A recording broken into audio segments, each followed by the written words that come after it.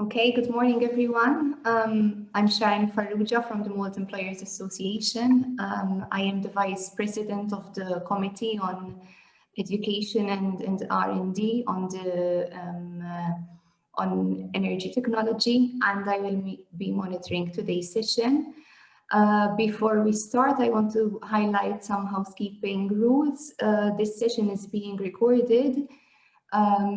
English is the working language that we will be using. However, please feel free to post any questions in French or Arabic in the chat box. We will have time to answer your questions during the Q&A sessions. So please do feel free to post questions in the chat box. I welcome you to this webinar on the Employers Thematic Committee webinar. It is one of 3 webinars that will be held as part of the EBSOMED project. The first one is today. Tomorrow, the 15th of December, we have another one on vocational training and skills development, and there is another one on the 18th of December on gender mainstreaming and women entrepreneurship. We have a line of interesting speakers that will be telling us more about the subject. Why is the topic being discussed? Why is it important? How is the situation in different countries around the Mediterranean, and what is being done and what should continue to be done in order to improve the subject. If you have taken a look at the webinar's brochure, you could have seen that today's webinar will present the Commission's mission and purpose of the study by giving insights into the energy sector in the target countries and challenges ahead. And we will be presenting the first results of the study and the fact sheet, elaborating the following research phase. Okay, we will be sharing also information on how national and regional energy transitions can help to build resilient economies in the Euro-Mediterranean region, and we'll be exploring best practices on bringing innovative energy technologies and solutions faster to the Mediterranean market. I would like to introduce the president of the committee, Dr. Khaled. He is the executive director of the Federation of Egyptian Industry. Dr. Khaled, I welcome you. Thank you, Sharon. I leave the floor in your hands. Thank you very much. Good morning, everybody. And today for me is a great day. It represents some of the efforts that have been spent, that have been done by a teamwork. And before speaking, I would like first to thank all the efforts that have been done across the past 2 years, starting with Nadine, who has tried to facilitate the Commission with all possible facilities that during our physical meetings or during our online meetings for the Commission. I would also like to extend my utmost thanks to Sharon Farrugia for her follow-up with Khadija and for her coordination with the other committee members, including myself and mine, across the past 2 years.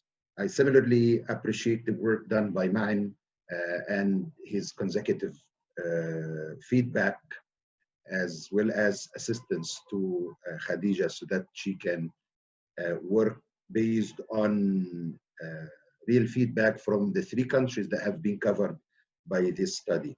And lastly, I would like to thank Khadija, who has been really responsive to all our remarks, starting with a concept note until we came to the outcomes that she will present today.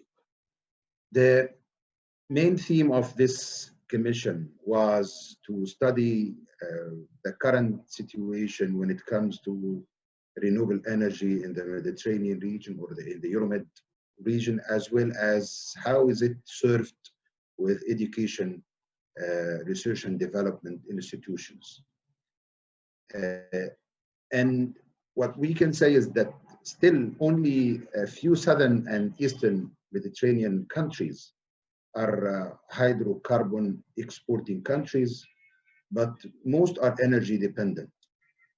In addition, they are all facing rapid demographic growth, swift urbanization, and significant socioeconomic development. Together, this translates into new and growing needs for energy. So energy needs in the region has become an unavoidable fact. At the same time, all of these countries in the region have a high potential for utilizing renewable energy resources, especially wind and solar, as well as improving the energy use and efficiency. Over the last few years, a range of collaborative and detailed research work on this topic has already been undertaken. Lots of efforts have been done by the EU. In the concept note, it has been mentioned that the European Strategy Energy Technology Plan was set, which has been elaborated by the European Commission as a key stepping stone to boost the transition towards climate neutral energy system through the development of low carbon technologies in a fast and cost competitive way. In addition to that, the European Commission has developed and launched the Green Deal and the 2030 Climate Target Plan and its impact assessment. The Commission has also adopted an assessment of member states' national strategy and national energy and climate plans for the year 2021-2030. And in addition to all these efforts, we can say that there is no doubt about the potential for a huge increase in the use of renewable energy across the whole of the Euro-Mediterranean region. A report by the Global Energy Network Institute stresses in particular the huge untapped potential for solar energy in its varied forms, yet currently solar power capacity across the southern and eastern Mediterranean remains negligible. When it comes to education, training, knowledge development in renewable energies technologies, a rapid global change results in the need for a changed workforce in Europe and North Africa. Addressing the challenges posed by climate change in particular means we need to equip a new generation not only with strong basic skills and specialist technical knowledge, but with a broader range of competencies which recognize the breadth of the challenge. These include being able to recognize received wisdom, having the confidence and insights to generate a novel idea or new approach, the motivation and commitment to pursue a vision, networking skills to share and learn from each others, and the resilience needed to navigate proposals from concept to implementation. The issue has become a real issue for the countries of North Africa. We have hardly started. We have few skills, little training, and few teachers. The young people of our countries need jobs and perspectives. Our energy projects will be an essential element of their future and of ours as well. This will entail the development of new knowledge development programs to promote world-class learning about the dynamics and management of system innovation for the transition to low-carbon economy across the Mediterranean area. Such programs need to be designed to produce a new generation of specialists, entrepreneurs, and policymakers with high-level skills for the low-carbon transition. These skilled staff will need to be able to respond to the realities of climate change and shape the new models of economic development systems, products, and processes that allow carbon economy requires. This will best be done through a learning by doing approach, which will be accompanied by the development of interdisciplinary social science knowledge about innovation. This requires focusing on the socio-technical challenges for the transition to a low-carbon, sustainable economy and entails a cross-sector, multidisciplinary approach, which brings together people from a range of different backgrounds in a learning by doing environment. Such knowledge development programs would aim to address the breadth of the climate change challenges, while avoiding an approach focused solely on specific technologies in order to fulfill the comprehensive policy approaches now being advanced by the EU. I'm sure that the audience today, the participants today, bring together a big think tank through which not only the work of our expert, Khadija, but also the feedback, the interaction from different participants and our respectable speakers will bring to the table a real vision for the future of our region when it comes to renewable energy and education and R&D. Thank you very much, and I leave it back to you, Sharon. Thank you very much, Dr. Khaled. And now we move to the keynote speech. We have with us Mr. Mohammed Al-Hussein. He is an expert on energy and climate change at the Secretariat of the Union for the Mediterranean. Mohammed, welcome. Mohammed, the Mediterranean countries face today common energy and climate challenges that require a high level of multilateral responses and collective actions. The Union for the Mediterranean is acting as a unique platform to facilitate and promote regional dialogue and cooperation, as well as doing projects and taking initiatives in the field of energy and climate change. What is the Union for the Mediterranean doing, and why is this reinforced cooperation needed? Well, I'll start by thanking you all for inviting me to this event. I'd like to thank also Dr. Khaled for the insightful intervention he has just made. And I'll just start by introducing myself very, very briefly because I sent my bio lately or in a late time. I come from a diplomatic background. I just joined the Union for the Mediterranean 2 months ago. And so since then I have been reading a lot on energy and climate change. And as a matter of fact, I find it so interesting, and let's say it's very connected to the daily life of people in the Mediterranean. So in my intervention today, I will handle 3 main things or a few points. First, the nature of our work in the Energy and Climate Action Division in the Union for the Mediterranean, and then I will refer to the work done by the Ufm Energy platforms. We have 3 platforms, and then I will also talk briefly about a project which was labeled by the Ufm and promoted or financed by Schneider Electric. It's the Ufm Energy University. And this is, I think, works in line with the topic of this webinar that talks about research and development in the energy. So, as was mentioned, the Mediterranean region has high potential for renewable energy, given its sources for wind and solar energy.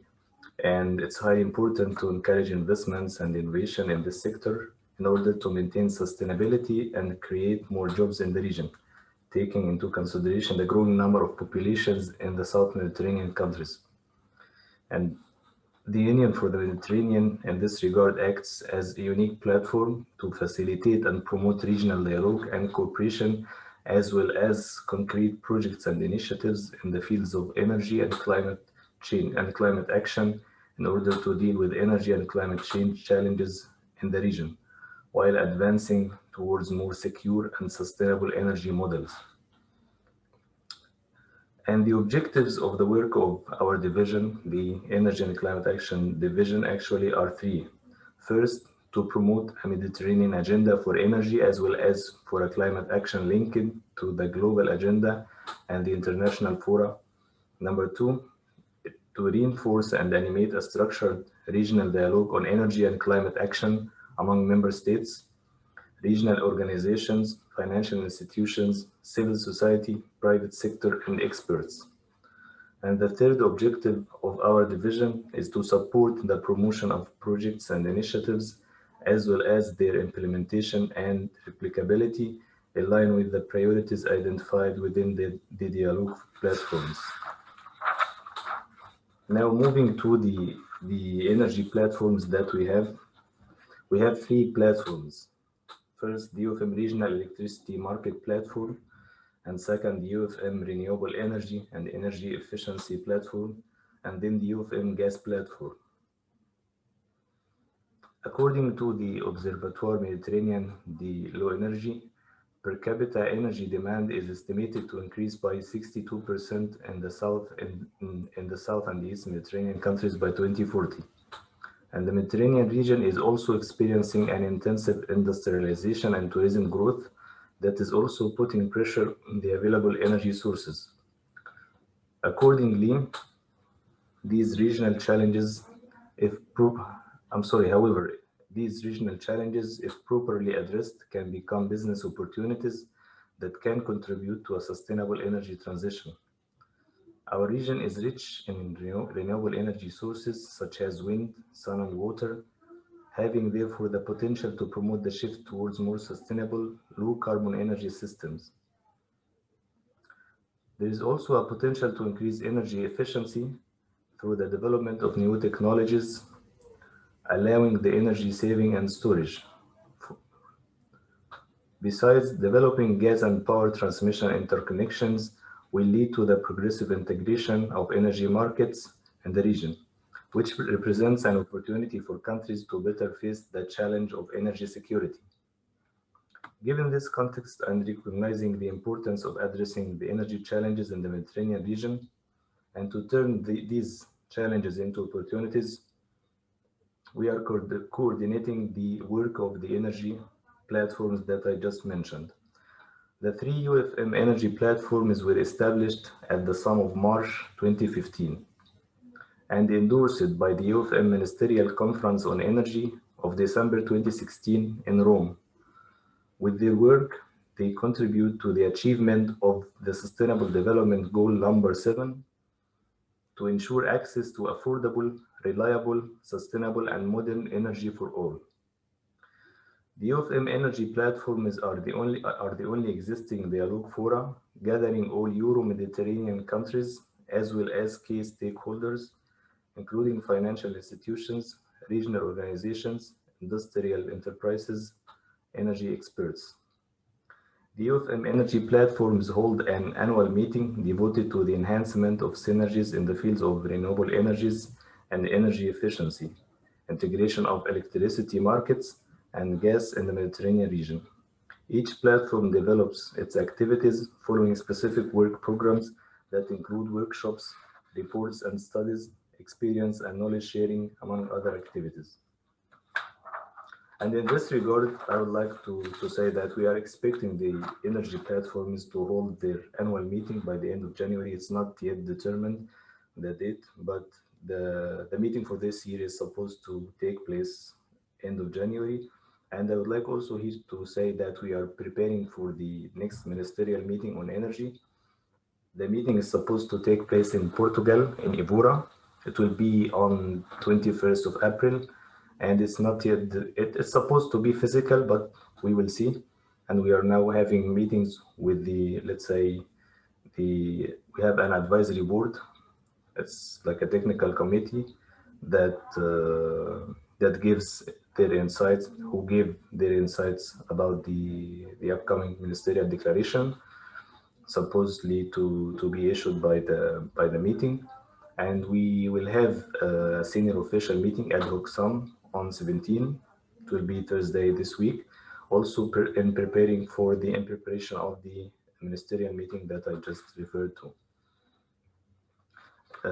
And now we move to the objectives of the Ufm energy platforms. The aim at the progressive, first, the Ufm regional electricity market platform. It aims at the progressive integration of energy systems and energy markets in the Ufm region, and in particular at the enhancement of electricity exchanges and interconnections, in order to achieve a secure, affordable, and sustainable electricity supply for the benefit of citizens and the economies in the Euro-Mediterranean region. When it comes to the Ufm regional energy, renewable energy and energy efficiency platform, it has the aim to promote the progressive deployment of renewable energy and energy efficiency measures in order to foster socio-economic development and a sustainable energy transition, contributing to ensure that all citizens and businesses of the region have access to secure, affordable, and reliable modern energy services. It also works to support mitigation and adaptation to climate change in the Euro-Mediterranean region. And the Ufm Secretariat ensures that the Secretariat of the Regional Electricity Market Platform and Renewable Energy and Energy Efficiency Platform, that they work in close coordination with the Ufm co-presidency, as well as Jordan and the European Commission. While the objective of the Ufm gas platform is to establish a regional structured dialogue, allowing the progressive development of a Euro-Mediterranean gas market to promote security, transparency, and predictability of both demand and supply in a manner that correctly and fairly balances the interest of producing and consuming countries and provides the basis of the long-term and the secure development of the abundant reserves in the region. I will now refer to a project which is labeled by the Ufm, which I mentioned in the beginning of my intervention. It's the Ufm Energy University by Schneider Electric. The Ufm does not, does not finance projects because we don't have, money allocated for this, but what we do is that we might label some projects that we find, effective or matching with the objectives of the Ufm and that enhance the work and the energy sector in the Mediterranean region. So this is one of these projects, and senior officials of the member states of the Union for the Mediterranean endorsed this university during a meeting in Barcelona, Spain, that was held after a high-level Ufm conference entitled Towards a Common Development Agenda for the Mediterranean, and this was in November 2015. The Ufm Energy University by Schneider Electric is a project labeled by the Ufm and fully financed by the promoter. Ufm Energy University is the third higher education institution to be set up by the Ufm. The first one was the Euro-Mediterranean University in Slovenia, which was established as an international network of universities to improve higher education quality through postgraduate programs with a special focus on cultural diversity. The second one was the Euro-Mediterranean University of Fez in Morocco, which promotes higher education and research cooperation across the Mediterranean via a range of programs. And the third one is the Energy University. Its aim is to tackle energy challenges and promote human resources development. It is focused on developing expertise in energy efficiency and renewable energy through free online courses and enhanced networking among regional experts in energy efficiency and renewable energy. Energy University is a free online educational resource offering more than 200 vendor-neutral courses on energy efficiency and data center topics to help identify, implement, and monitor efficiency improvements within the organization. And a core group of countries Morocco, Tunisia, Turkey, and Algeria at that time, when we started the project, acted as project facilitators to ensure the content of the courses meets the identified needs and priorities of the region in coordination with the university's promoter, Schneider Electric. So that was all from my intervention, and I thank you all so much. Thank you very much for your intervention. Now the next speaker is Khadija. She is the consultant on renewable energy and the expert of the committee. Khadija has a Master's of Science in Energy and Environment and the Certificate of Energy and Renewable Energy Finance from Frankfurt School of Management. For the last 7 years, she has been involved in developing and promoting renewable energy in the MENA region, particularly in Tunisia. She has worked for several types of institutions and has a good understanding of financial and policy issues. Khadija, I welcome you. You will be presenting the Commission's mission and the purpose of the study. I leave it in your hands. Thank you, Sharon. Thank you, everyone attending this webinar. First of all, I would like to thank the whole committee for their cooperation. It's been really a pleasant cooperation, and I've received a lot of feedback. There's a lot of exchanges with the committee, and I think this topic requires to have that kind of exchange and information in order to keep up with the best practices exchange and, countries overcoming the shortcomings of their energy markets. With this webinar, we want to share the first result of the study, and that is the regional fact sheets and the main outcomes. So maybe we can start with the first slide.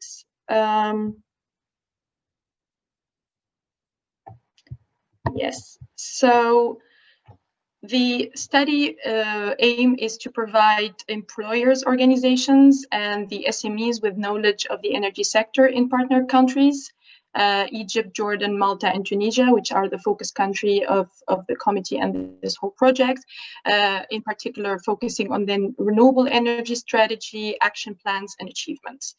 So in order to achieve this goal, we have agreed on a methodology, which is based on two approaches. The first one being a scan of national markets, so a desktop research and a literature review, and that is mainly the outcome of this first deliverable. And because this committee is addressing a particular topic, and that is research and development and trainings, which is a very important aspect of preparing the energy market and the private sector to the whole sector and being able to develop projects and come up with creative business ideas. So in the second phase, there will be we will conduct interviews with different stakeholders, and I'm very happy we have somebody from the UFM, because I will definitely be following up with you on the different initiatives. And the idea also is to conduct interviews with different research centers, university, and programs that are working on renewable energy sector, and see what are they're offering and what could be done in order to improve the curriculum or the different cooperation. I came across recently during my another project I was working on was a master in renewable energy that was done between Germany and Egypt and Tunisia. So this is one type, for example, of best practice that we can see in the region, whereby the master is done between the two countries, and it's during 2 years, and this can only encourage cooperation between the European countries and the Mediterranean in the southern region. So next slide, please. So we will share with you quickly the regional fact sheets, which is a 4-pager detailing the main study results that we will go through in detail in the presentation. And it has most relevant information about the different countries. We have different graphs and charts about what are the objectives, what have been done, what should be done to improve the current situation. So this will be published in the coming weeks through the EBSOMED platform, and we will be happy to share it with you once it's online.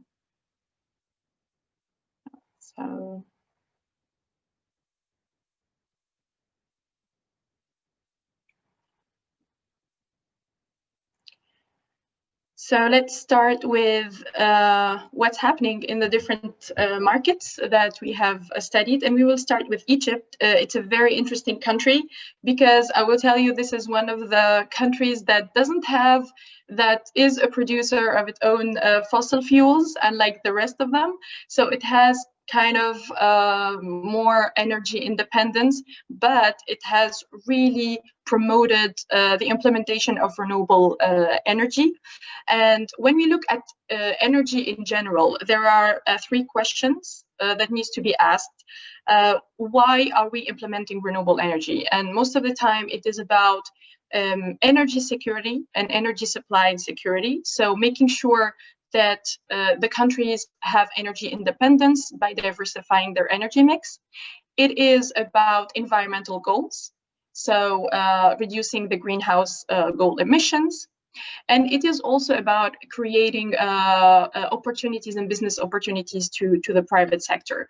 And what I will try to highlight during the presentation is the role of the private sector, because we have here today many representatives of the private sector. So it's important to understand what are the opportunities and the investment opportunities for them in this particular sector.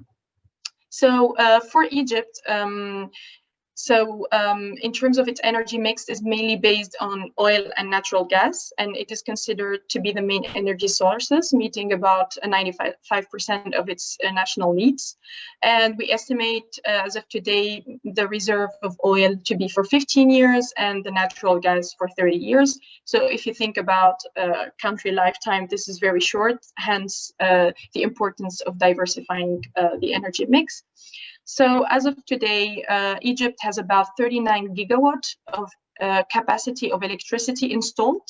As you can see in the chart, it's mainly comprised of natural gas and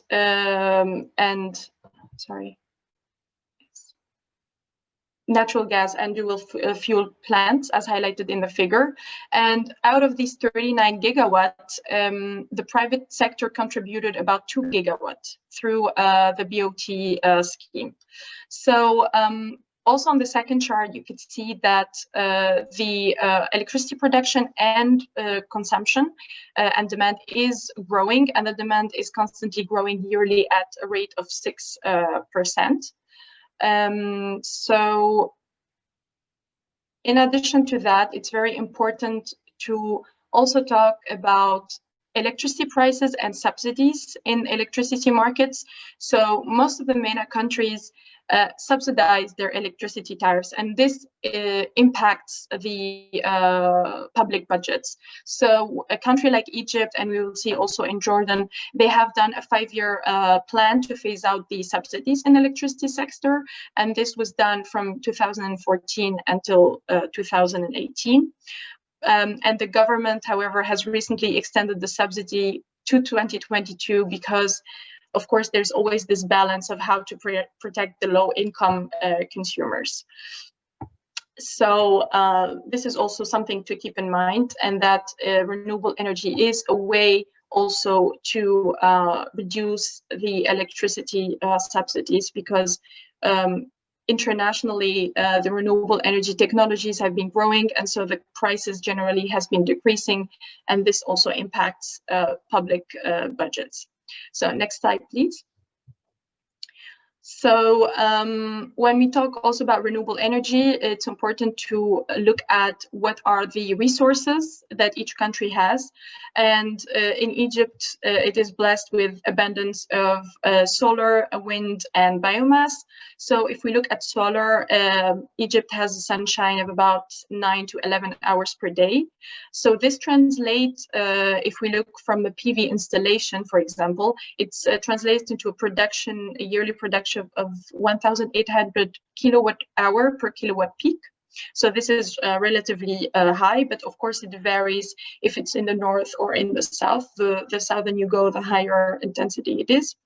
And in terms of wind resources, it has also quite high wind speeds, reaching about 9 meters per second by the coast of the Red Sea and 7 meters per second along the southwest of the Nile. And so this also enhances the fact that Egypt has both important solar and wind resources. And these atlas, as you would see, the solar and the wind atlas are very important when the project developers will choose their sites, so that this impact the electricity production of each site they will be using. So next slide, please. So considering what we just said, the realizing an energy independence, the fact that Egypt has a lot of renewable energy sources, the country has put in place a plan. It's called the Sustainable Energy Strategy Plan until 2035 to ensure that there is a continuous security and stability of the energy supply.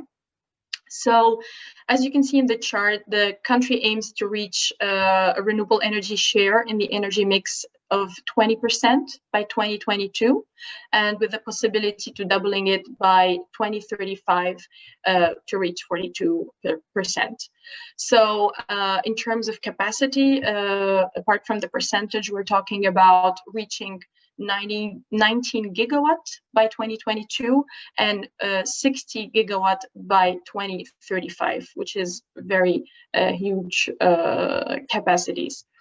So taking into account this roadmap, and this is something to really keep in mind, that if you want to achieve and realize renewable energy projects, it's important that each country develop a roadmap and gives clear objectives to the private sector and to the developer for their projects. And this gives more visibility and more attractiveness in terms of investment. So Egypt has really realized a lot of achievement in terms of renewable energy. So if we look at the authority in charge of the renewable energy recent report that has been published in 2019, we see that Egypt has installed a renewable energy capacity of 6 gigawatt. So 3 come from hydro, 1.3 gigawatt from wind, and 1.6 gigawatt from PV, and 140 megawatt from CSP, and 11 megawatt from biomass. So we can see also that Egypt is diversifying its renewable energy sources and not only relying on one technology in particular.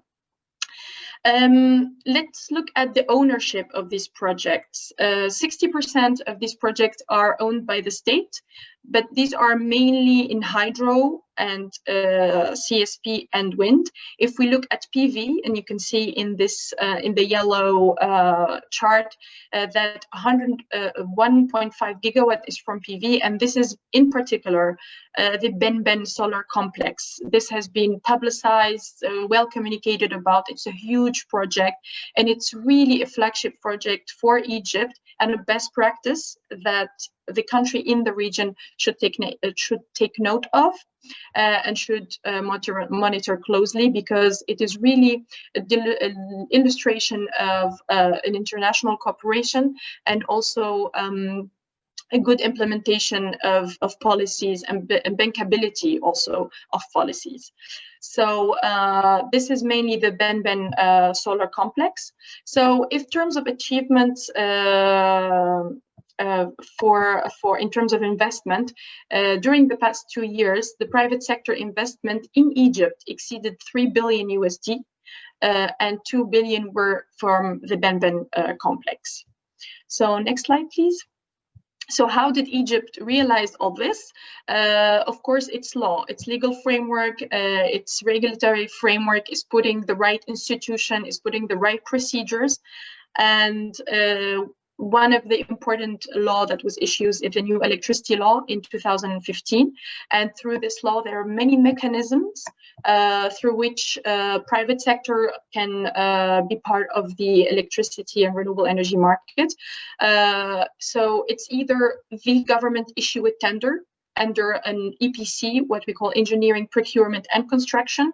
So the projects are tendered by the government, owned by the government, but they can be realized by the private sector. So this is a way of the private sector being part of the electricity market. There is also the IPP, or the build, operate, and own mechanism. So the grid operator invites private sector to submit their offers for a specific capacity and then award these projects to the lowest price. There is also the feed-in tariff, and that is what the Benben project has been through. So the grid operator also invites private sector to bid for project and sell electricity at a fixed, already known price. There is also another important mechanism that also contributes largely to a creation of jobs, and also the promotion of local companies, and that is net metering, because net metering allows for the installation of small capacities. So here there are a lot of local companies that contribute to this scheme, and in Egypt we have about 20 megawatt of self-consumption. And the net metering basically is someone or a company installing solar power on the roof or on the ground, as they will, and to use that electricity for their own consumption. So it's another mechanism. So yeah, so basically solar has been mainly attracting private investor through the Benben net metering and other mechanisms. Next slide, please. So if we look at the job creation, again, this is the purpose of this committee, is to see the impact of the job of renewable energy on creating jobs. And when I looked at a recent RCRE study, since 2015 in Egypt, there has been an increase in the number of jobs created by the renewable energy sector. It has increased from 5,000 in 2014 to about 7,000 in 2015. And then there has been a sharp increase in 2018 to reach about 14,000. If that is the double of 2017, and in 2019 this number has increased into 16,000, and this is again the impact of big projects like the Benben complex.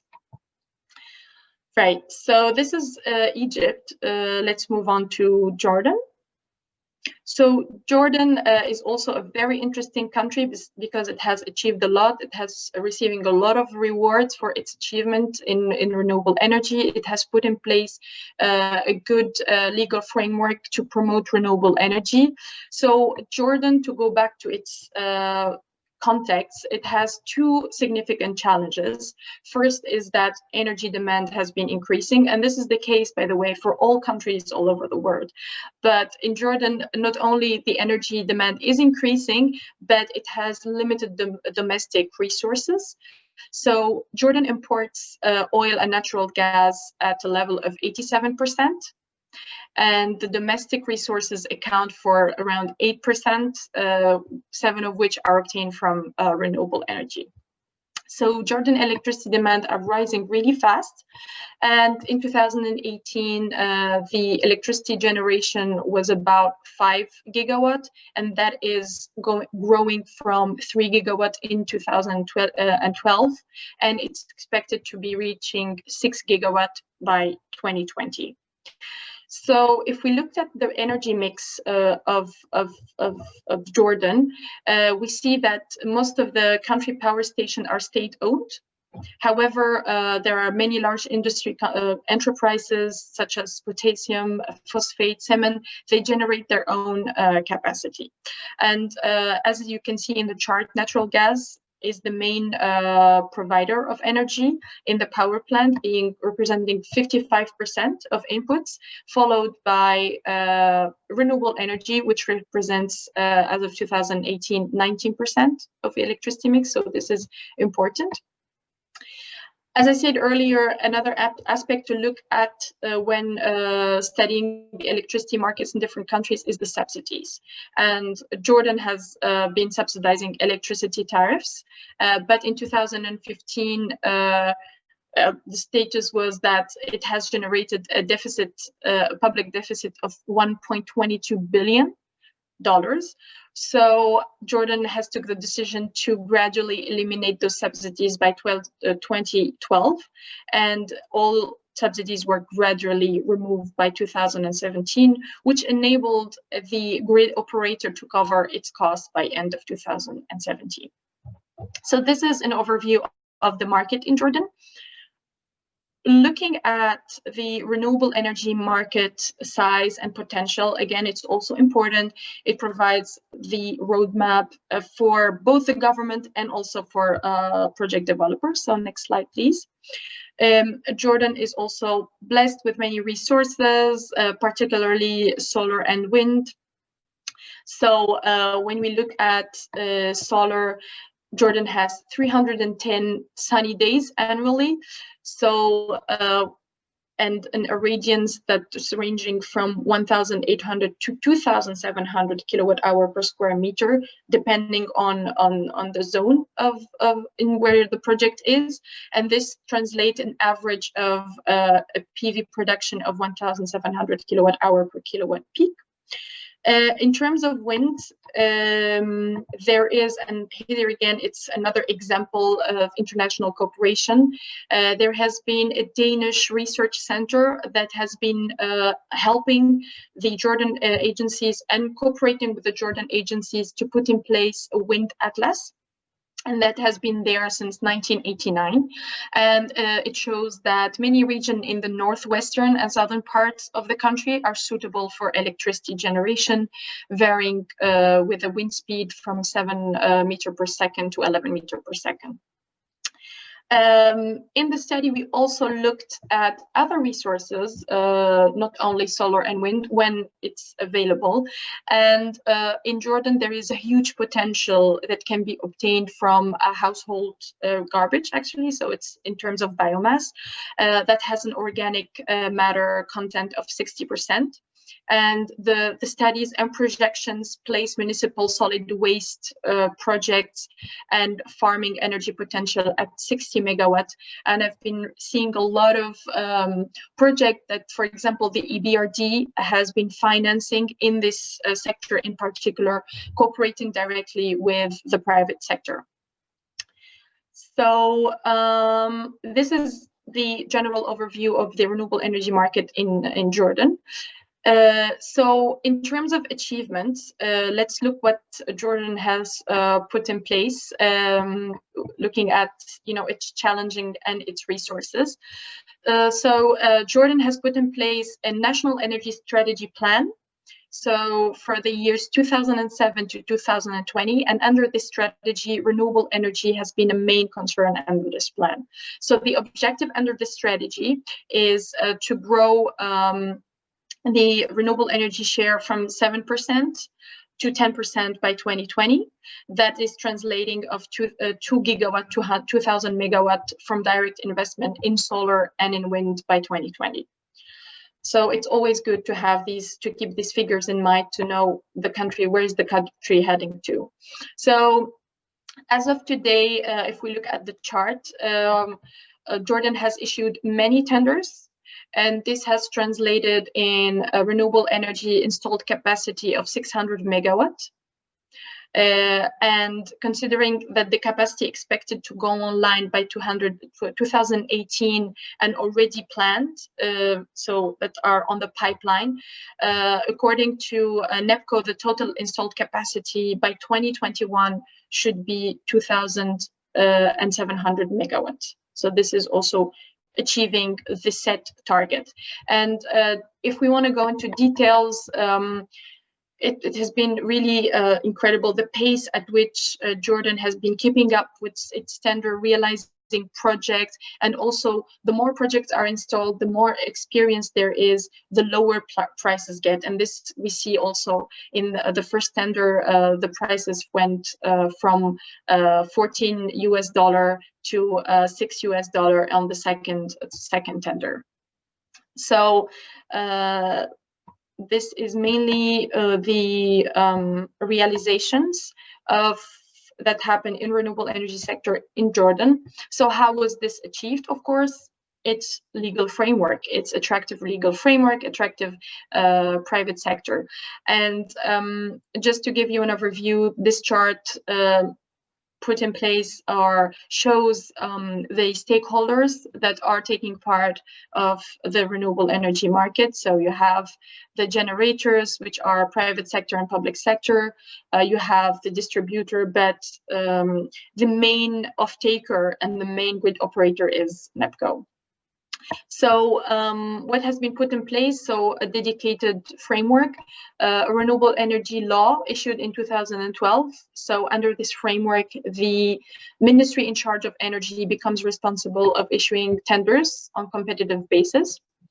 And also very important also best practice that we will talk about in the next slide is putting in place a fund, a dedicated fund for renewable energy and energy efficiency. So it's called the Jordan Renewable Energy and Energy Fund, and it provides grants for energy projects and also guaranteeing investment. So the other mechanism is a reference price. So a ceiling price for renewable energy. There is the direct proposal regime. So you have a very diversified framework and mechanisms that the private sector can be part of. So I wanted to talk about in this last slide in Jordan about the financing mechanism, which is the fund. I think it's also important to recognize that financing is very important, but people tend to always say access to finance is a problem. I don't think so. I think access to finance is easy if the right conditions are there.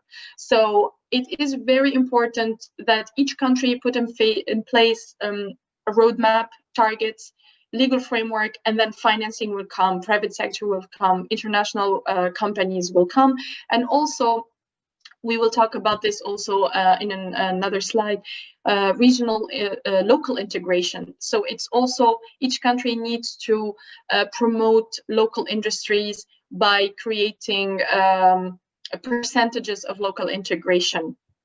So for example, in Jordan, we didn't mention it earlier, but in the ceiling price, if the whole project is done from a national companies, then the country awards you 15% more on your ceiling price. And this is an encouragement for the local industries and for the local market.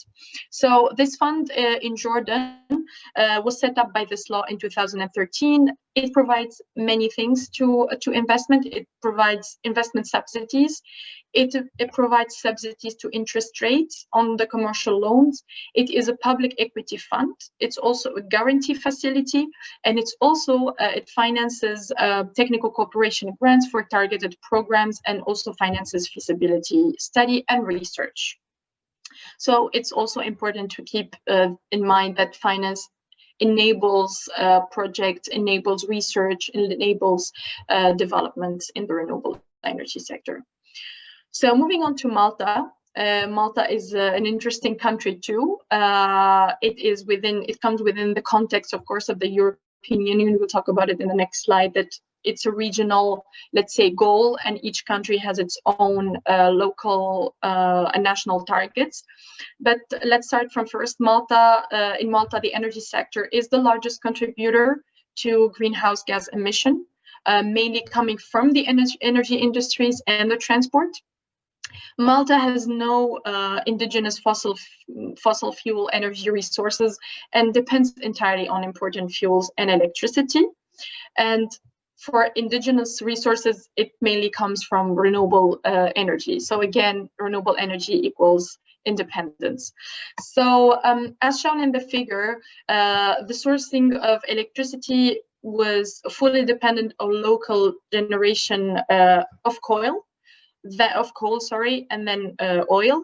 So this coal was the main source, but then it stopped since 2017. It became a natural gas, and this is of course because coal is a big emitter of greenhouse gas emission and natural gas less. And so it has been using natural gas fire plants that came to operation and meets a substantial part of the electricity demand of the country. And there is also another way that Malta is procuring electricity is through a submarine cable linking between Malta and Sicily, which provides flexibility in the sourcing of electricity.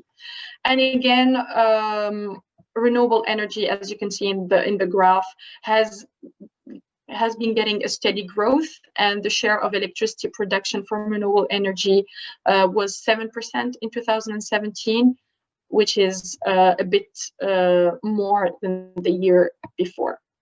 So next slide. Malta is, in terms of resources, it has one of the best solar radiation in Europe. It's really close to radiance in the MENA region in North Africa, and a PV installation could produce about 1,700 kilowatt-hour per kilowatt peak. In terms of wind, it is another potentially significant source of energy. Large wind could have significant contribution to meeting the objectives, but we saw that the proposal made today have been not financially or environmentally feasible. So far, there has been delays in renewable energy. The problem in Malta also is about the area. It's a small country, so there isn't much place to do big projects.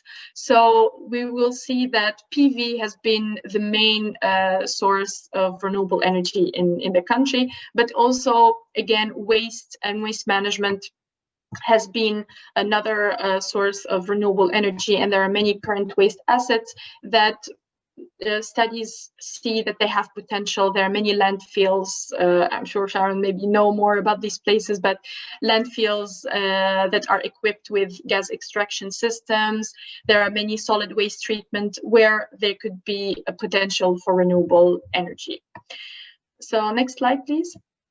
So as I said, Malta is part of the European Union, and the European Union has set a target for 20% by 2020 and 32% by 2030. And through the Green Deal, it's carbon neutral actually by 2050. And Malta has a target of 10% by 2020. And Malta Energy Strategy has a clear roadmap also, one of which is increasing renewable energy share, of course. So if we look at the efforts that have been done in terms of renewable energy, they're ongoing, but the full exploitation of renewable energy is really limited by technical and geographical limitation for a small country and has a high population density. So it's not enough to keep up with the steep increase of demand. So as I said before, the main sources was photovoltaic, and this is explained. There has been a sharp increase in uptake of photovoltaic, and it has reached 112 megawatts. And this has been, successful due to two things in particular. Legislation, there has been an attractive feed-in tariff, and also there has been various schemes through the European Regional Development Funds whereby grants were awarded to certain projects. Also, solar water heater offer another opportunity for investment. In fact, a number of grant schemes facilitated a high rate of installation of solar water heater every year. So as you can see in this chart on the left, so the largest contribution of renewable energy is PV, followed by heat pumps, and then the use of biofuels in the sector of the transport sector and solar water heater. So next slide, please. As I said earlier, this has been achieved through the introduction of the feed-in tariff that has addressed a financial barrier holding back the further penetration of PV. And by feed-in tariffs has been applied to the self-consumption scheme. So again, this self-consumption scheme is a way that consumer can offset their consumption of electricity from the grid, reduce their electricity bill, particularly in cases where offsetting places the consumer in the lower electricity band. So, and as I said again, a major part of the uptake of PV on residential premises was due to a 15 million EU funds grant from 2014 to 2020. Next, please. So in terms of job creation, business in PV systems is ideally suited for the SMEs in Malta. So there are many retailers that have entered the field, which has been in favor of competition and then higher market penetration.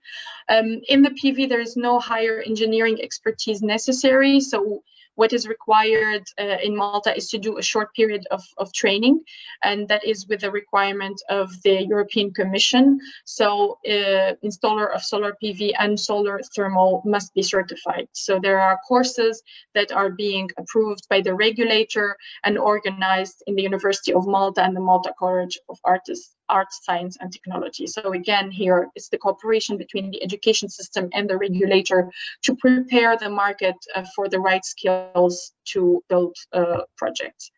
I'm a bit conscious of time. I think I'm running a bit late, or I still have like 5 minutes, Sharon? Okay. Yes, it's okay. It's okay, Khadija. Okay, so we will move to Tunisia, my home country, actually. So Tunisia also is a country full of potential, put a good legal framework, but again, in terms of renewable energy, there has been a bit of delays in the realizations of project. But why Tunisia is promoting renewable energy? Of course, it's energy independence. Tunisia energy situation is marked by limited energy sources, a decline in energy production, and a strong increase in demand. So this has resulted in a deterioration in the energy balance and has accelerated since 2010. So the energy independence has decreased from 93% in 2010 to 51% in 2018. And because I'm Tunisian, there are also here some political, social aspect that has contributed to the fact that there is more production, but this is not the topic of the day. So in Tunisia, the electricity market as of 2018, capacity installed is 5.5 gigawatts, 5 which are owned by STEG, which is the national grid operator, so it's state-owned, and the 470 is owned by an IPP, so it's called a CPC company. And the demand has been growing, or the electricity production, sorry, has been growing at an annual pace of 4%. And as you can see from the chart on the right, main source of electricity production is natural gas, and making it 97%, and renewable contributes to 3% currently. So next slide, please. Tunisia also has significant renewable resources, particularly solar and wind. So the agency in charge of renewable energy called UNM has estimated photovoltaic potentials to be several hundreds of gigawatts. In Tunisia, PV system can produce about 1,700 kilowatt hour per kilowatt peak. We have a lot of sunny days and high irradiance. The country has also significant wind potential, and there is a wind atlas also that is being produced by the UNM in cooperation with international institutions like UNDP, and the potential is estimated to be at 8 gigawatts. So next slide, please. So to deal with the energy situation, Tunisia has put in place the Tunisian Solar Plan. So that is to go from the 3% currently to a 30% by 2030. And by 2030, there is a diversity of technology. So that's translate into 3.8 gigawatt of renewable energy by 2030, mainly from PV at 1.5, followed by wind at 1.7, and a gigawatt again, and 450 megawatt of CSP and 100 megawatt from biomass. So if we look at the achievement that Tunisia has realized, it has issued many tenders. So the government launched a second tender for 70 megawatts of solar last year, and the authority decided on 6 10 megawatt projects proposed by Tunisian and international developers. And the government launched a third tender in July 2019 and finalized a 500 megawatt solar tender in December 2019. So in 2019, Tunisia has granted licenses to 4 European firms. That is Abo Wind, UPC, Lucia, and BSB for 200 megawatt wind worth of $134 million. So in Tunisia, there are mechanisms promoting local, let's say, private sector investment and other that are working with international companies. Next slide, please. So yeah, Tunisia has, like other countries, put in place a framework in 2015, allowing for a self-consumption scheme, so through net metering and net billing scheme. It has done an authorization regime, so for projects up to 10 megawatt for PV, 30 megawatt for wind, and a concession regime, as I said, for over this threshold, and that is mainly, let's say, for international companies. It has attracted mainly international companies. So job creation, there was an ILO recent study that has estimated that 10,000 jobs can be created from the Tunisian solar plan, that is the 2030 objectives, if large part of the systems are important. However, if there is a high integration rate, then the jobs could be increasing to 30,000 jobs. So in terms of training, there are many courses in the country delivered by private and public sector, and most of the registered courses are organized by INME in the framework of international cooperation projects and in collaboration with key players in the sector.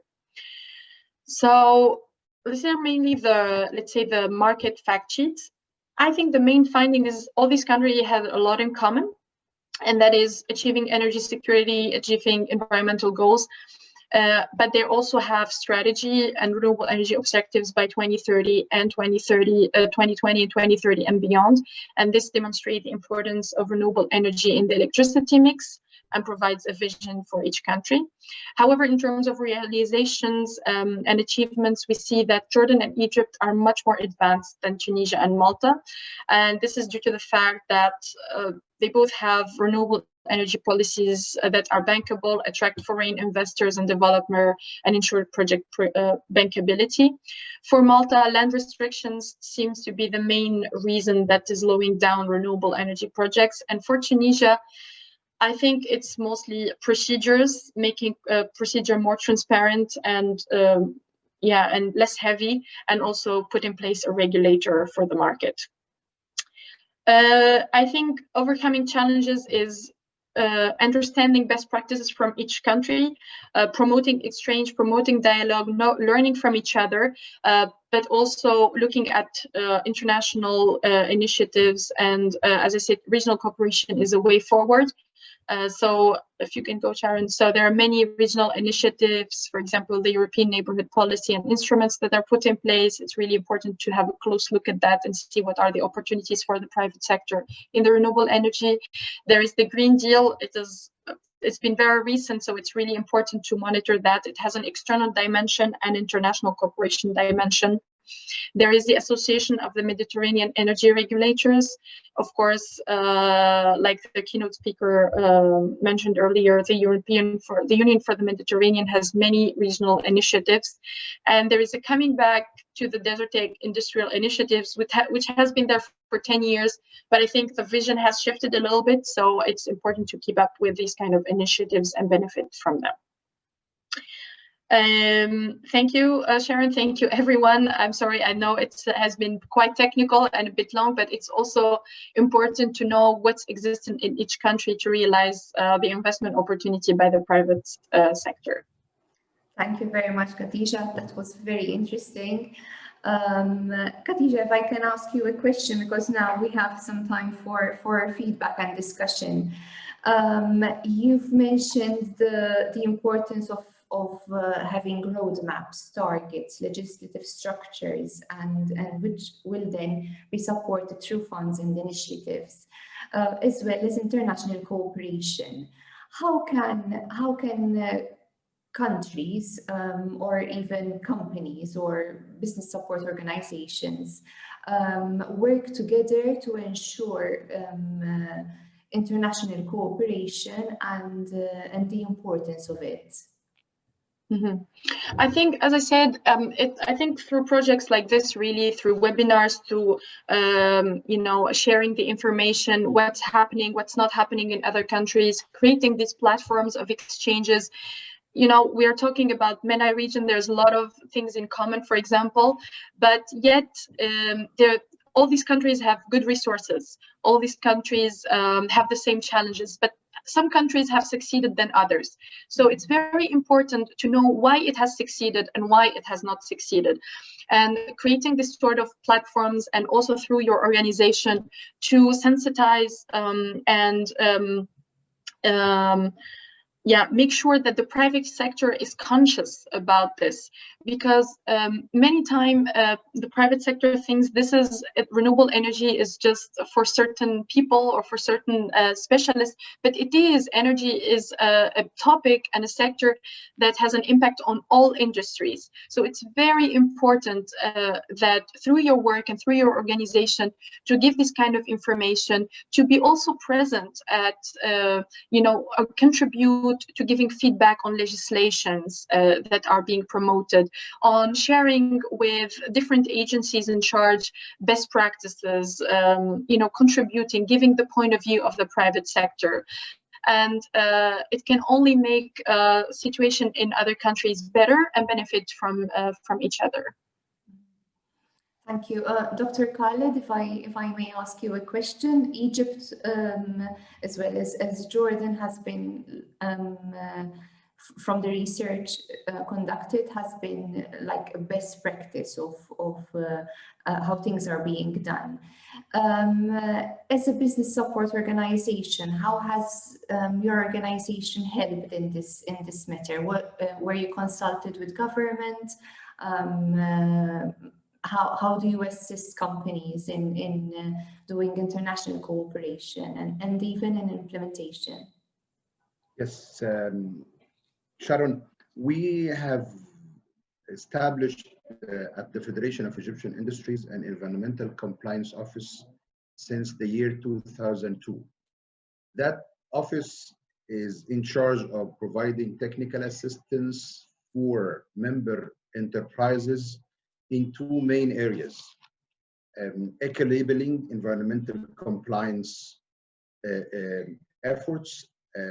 How can we make eco-labeling auditing, and based on which technical studies can be developed for enterprises that want to purchase or allocate cleaner production technologies.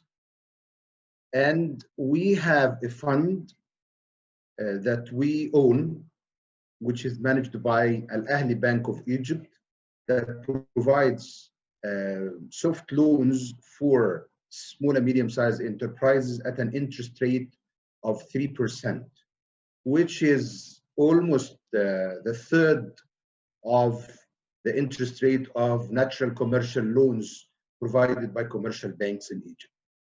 That is on one hand. The second area which the Environmental Compliance Office is providing assistance in is energy and energy conservation.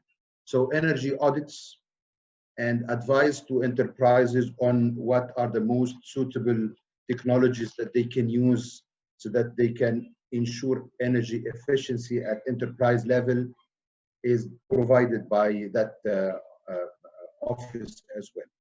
In addition to that, we have a committee for renewable energy chaired by one of our keynote scientists here in Egypt called Engineer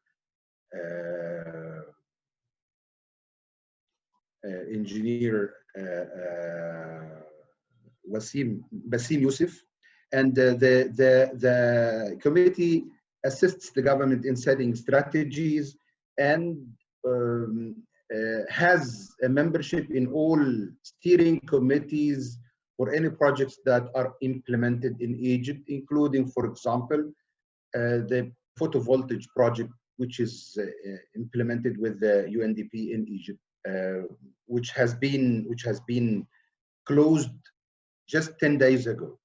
So these are the ways we are trying to assist our members, providing financing and funding through the loan, through the soft loan mechanism that we own, providing technical assistance and environmental auditing, as well as energy efficiency and energy conservation consultation, as well as setting strategies with the government, being involved in the steering committees of all projects implemented in Egypt. Thank you very much, Dr. Khaled. In fact, you've mentioned... If I may add just one simple addition, is our involvement in the development of competency-based curriculum for renewable energy in technical education. We have joined forces with the Ministry of Technical Education to establish the first renewable energy school in Bimban in Aswan, and we have helped the Ministry of Education to develop competency-based curriculum in partnership with the GIZ and practitioners from industry, and the school is working for the time being. Thank you very much, Dr. Khaled. I think that is very important as well to mention. I will be mentioning it as well, the importance of academia and industry working together in the next debate. You've also mentioned funds, which are very important. We have a question by Diana Bissella from Lebanon, where she's stating that private investors and other stakeholders still face harsh obstacles in the implementation of renewable energy projects. Maybe Mohammed, you can help us out in this one.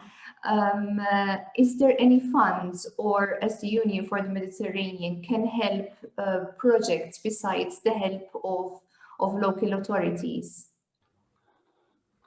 Well, the projects we have, as I mentioned, or as I referred to the project of Schneider Electric, it was already funded or financed by an entity, but we just put our label on it. So right now we don't have something specifically on Lebanon on energy, as far as I understand. Besides, we work on regional basis. It means that we don't do something on a specific country. We usually do something which is regional. Let's say it has at least 5 countries or more.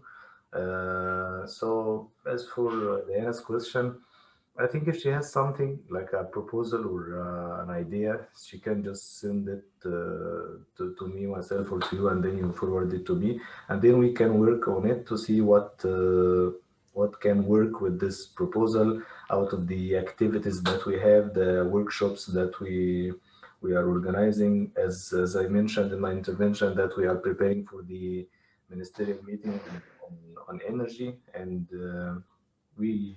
regularly having different meetings with the stakeholders on energy sector in the region. So probably if she sends something like an idea, we can, let's say, draft it somehow and do something out of it.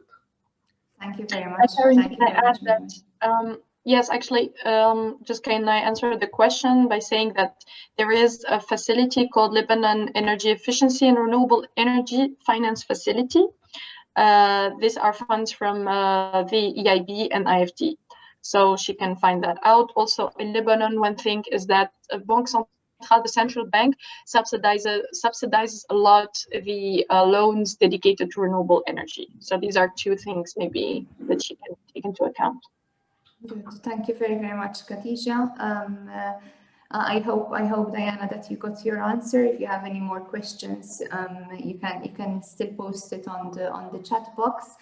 In the meantime, because we are running, no, actually we are quite on time. We will be going to the employers debate. I welcome Mayan. Hello, Mayan. We are together in this committee. We are the vice presidents of the committee. I'll give you a bit of introduction, Mayan. He has extensive experience in working with different industrial sector representatives in both government and non-governmental agencies.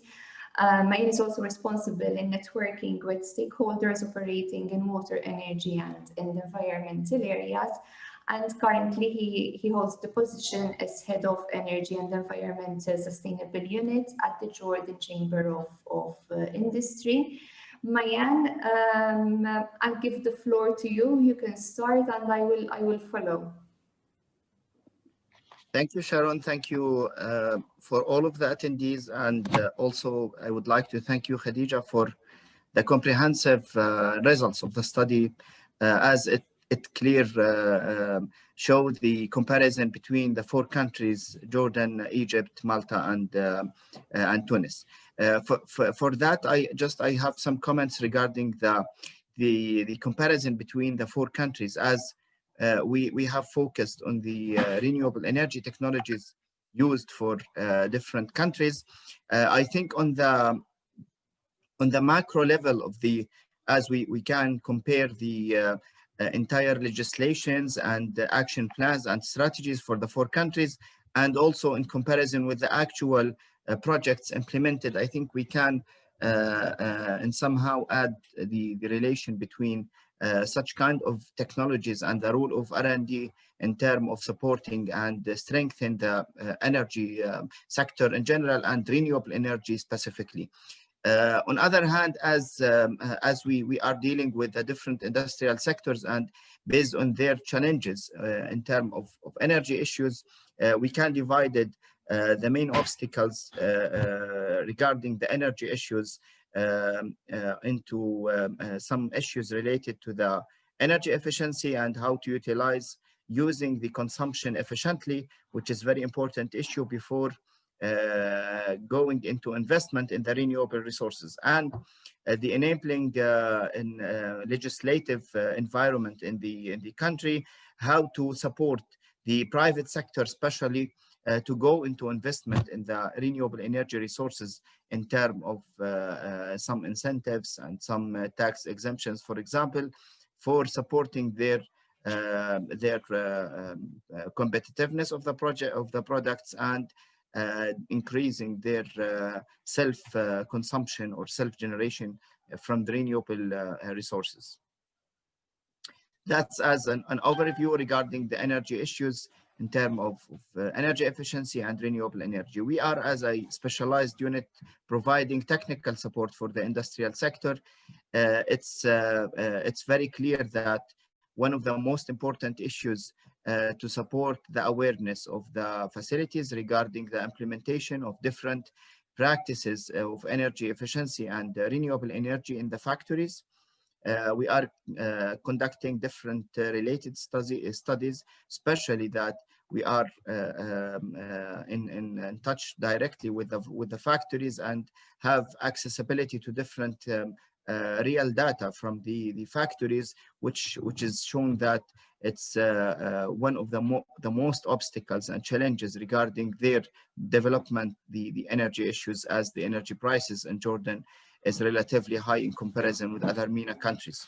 For that, different efforts from the governmental and non-governmental institutions should be to elaborate facing the challenges of energy in terms of providing and supporting the implementations of energy efficiency technologies in the industries, and also to enable the private sector or the industrial sector to invest in the renewable energy Also, we can focus, on the other hand, on the financial mechanisms available to support the investment of the renewable energy.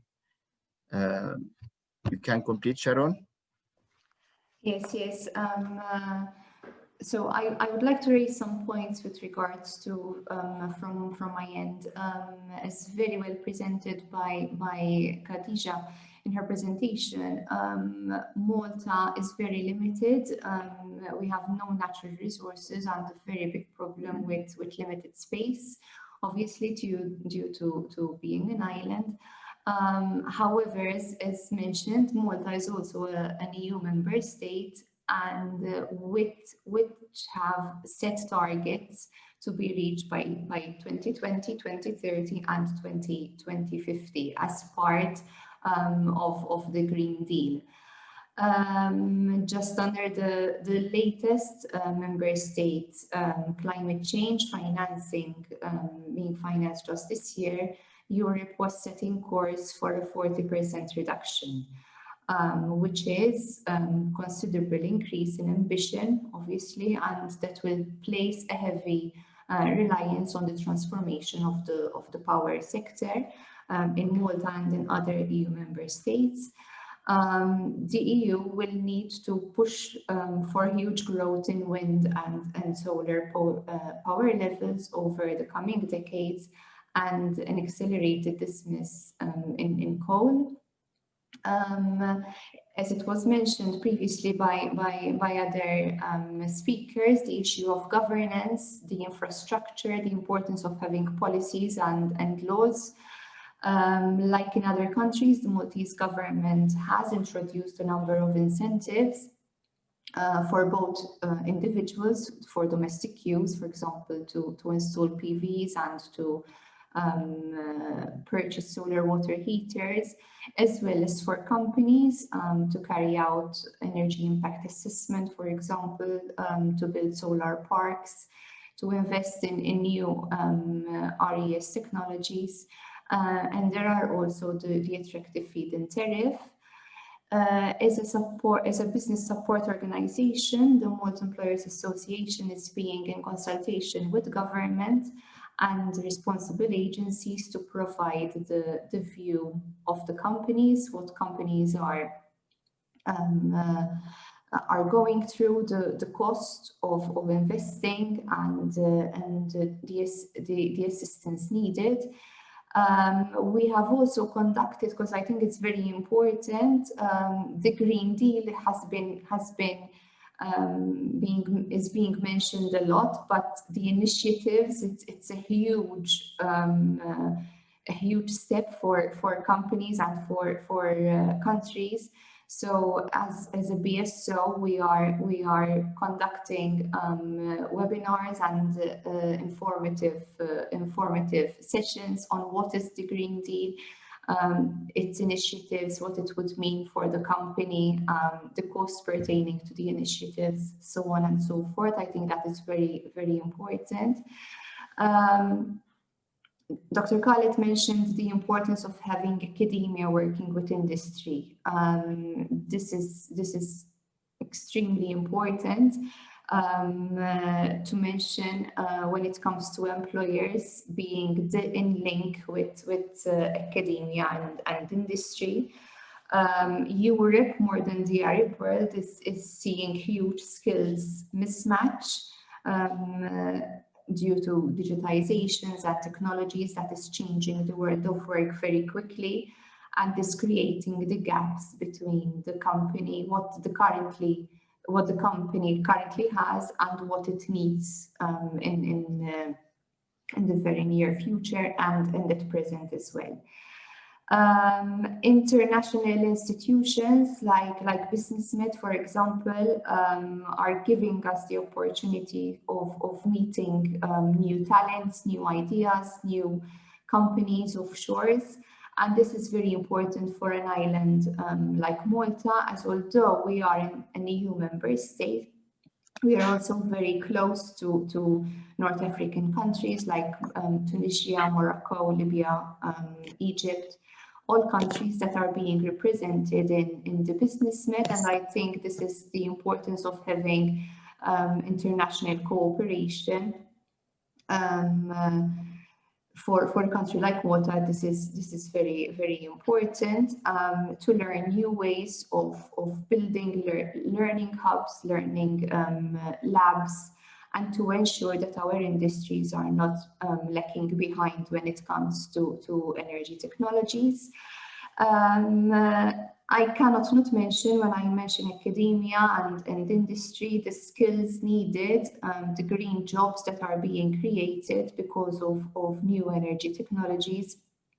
The green jobs that are being created in all sectors, not just people working in renewable energy and energy efficiency, but it is being included in all sectors like manufacturing, construction, and other sectors. And the green jobs are helping us to improve energy and raw material efficiency, to limit greenhouse gas emissions, support adaptation to the effects of climate change, and so on and so forth. These are the main points that I wanted to highlight. I don't know, Maya, if you... Yes, thank you, Sharon.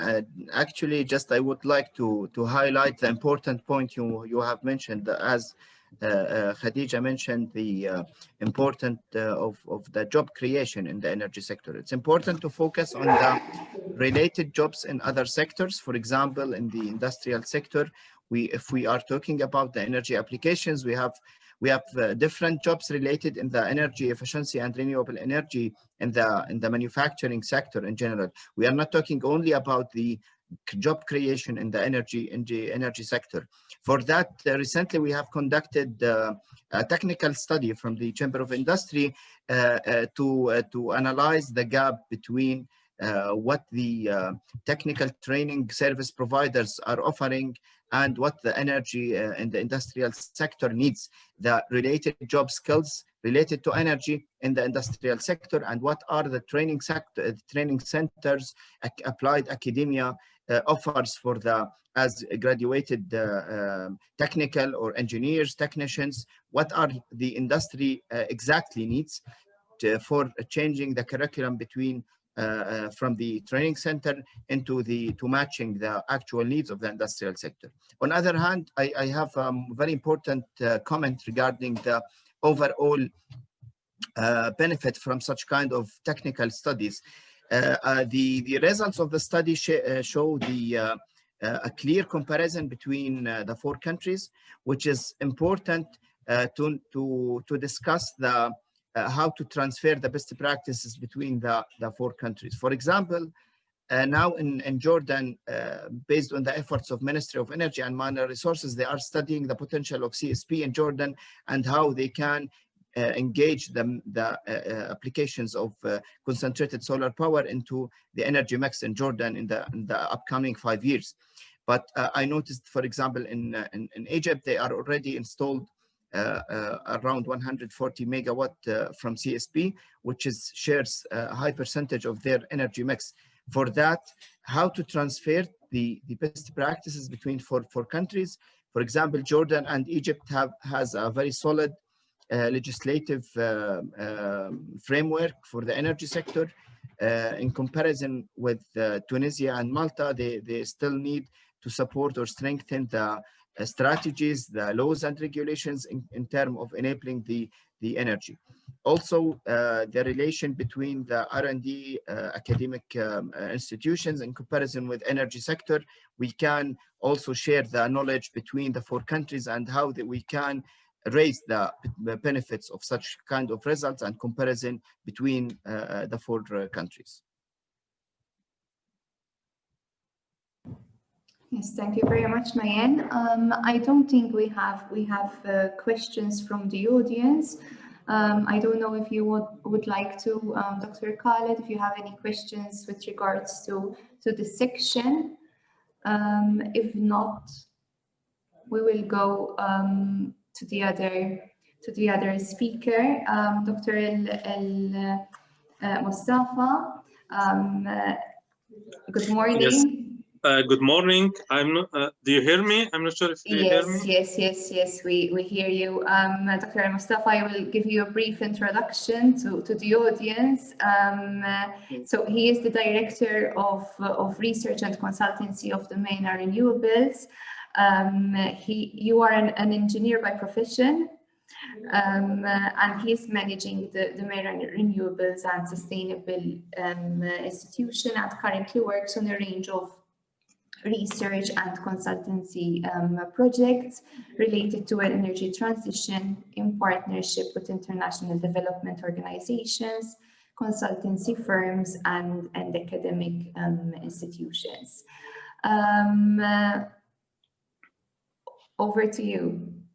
Thank you for the introduction. It's my pleasure to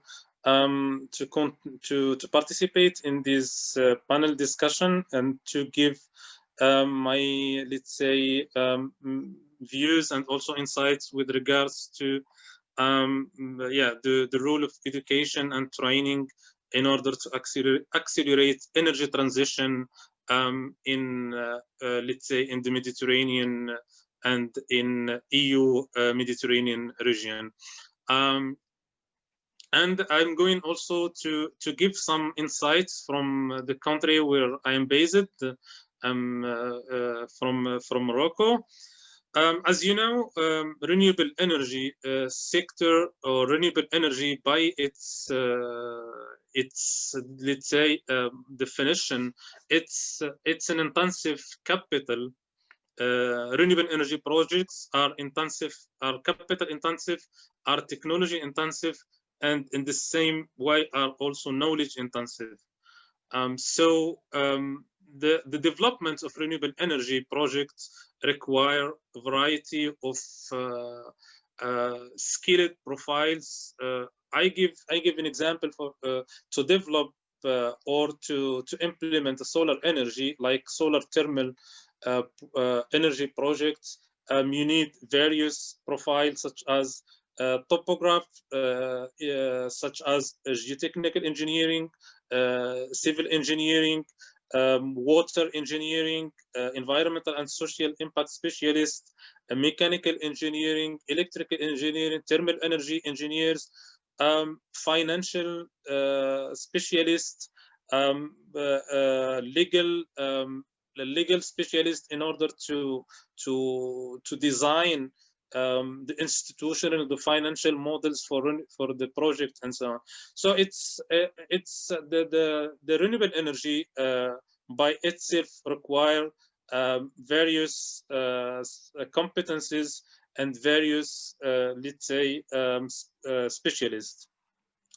And this is why the education and training is very important in order to prepare such skills for the market. There is also the importance also to work with the private sector, that is a key actor for the implementation of renewable energy projects. At the same time, this requires a lot of support from the state, from the public authorities, in order to prepare, let's say, the ground for engineering schools to offer such training, such education programs, and the public authorities need initially to facilitate, let's say, these.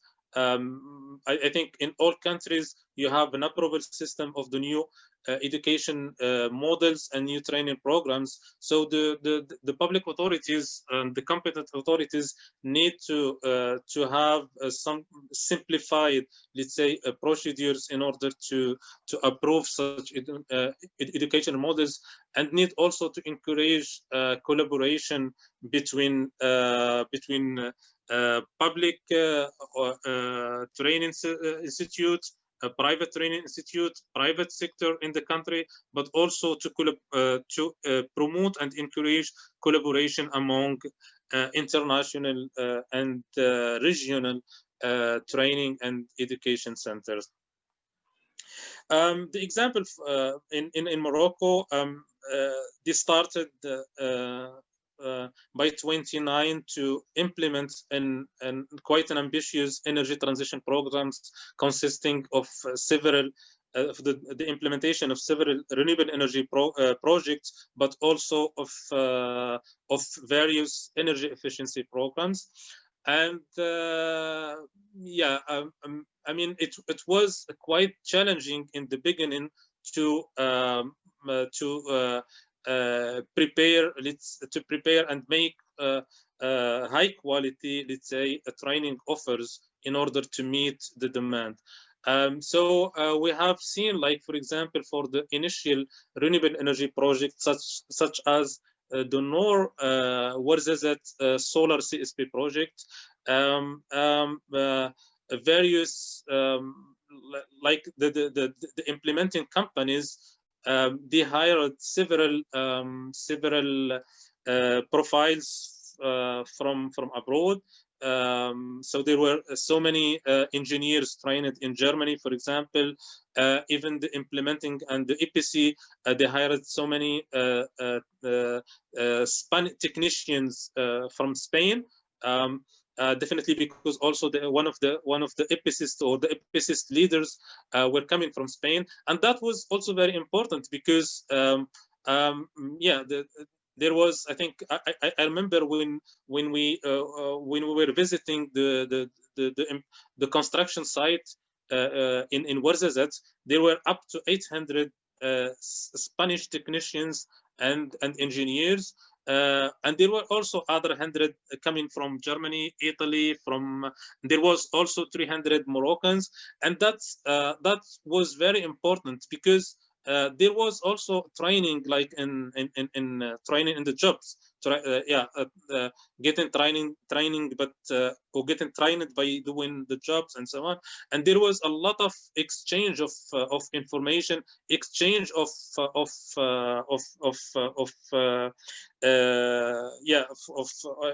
there was a knowledge transfer, know-how transfer, and so on.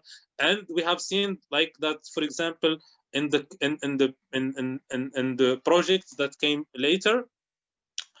There was more and more like local, and by local I would say like people really from the Warzazat area, not from other parts in Morocco. So I think it's really important, and also the renewable energy transition needs like people that are trained in the ground, that really that could implement the project and so on. Education and training is really important. It's as important as the finances and capitals needed in order to implement the project. It's as important as the technology needed in order to implement the project. Currently, we are seeing more and more, and that's also something that's really very important, and for which I'm very impressed and also very pleased. Seeing more and more collaboration among Mediterranean countries in order to offer programs, joint programs for training. I give some example. There is in Italy, there is the Ufm. I'm not sure if there is any participant from this organization participating with us today, but the Ufm facilitated a lot of exchange between engineers and technicians from the South Mediterranean area with their peers in North Mediterranean areas. There was many training events, that helped to share information, to build networks, and that was it's also very important. There is some Euro-Mediterranean universities that are offering let's say master programs, engineering programs in renewable energy for participants and for students and trainees from the whole Mediterranean area, I think, which is also important. There are joint master programs between German universities, Egyptian universities. I remember that there is at least there is at the University of Kassel a master program for the students from Arab region, from the Mediterranean region, which is very important. And there are so many colleagues that have been trained within this program that are really now very active in the implementation of renewable energy projects from Morocco till Dubai. I mean, it's very impressive to see these people are really like contributing on a daily basis to implement successful and very interesting projects. Also between Germany and the University of Meknes in Morocco, the technology school, there is a joint program, bachelor programs, and it's also, I think it's important between this joint program between the technology school of Meknes and the Aachen University in Germany. It's very important, but I think if we could make like a kind of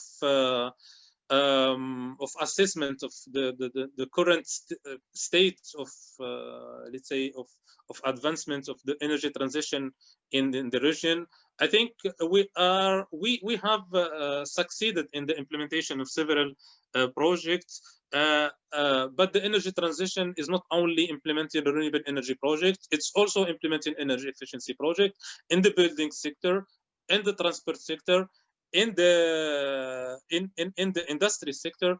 I think in the energy efficiency side, I think there are more effort to be done, to be deployed in order to let's say to size the opportunities and the potential. And energy definitely training institute could also contribute in this by really accelerating like the training of technicians. There are opportunities. I mean, this energy efficiency and energy transition in general, it's really important, and it could contribute in creating thousands of jobs in the Mediterranean area.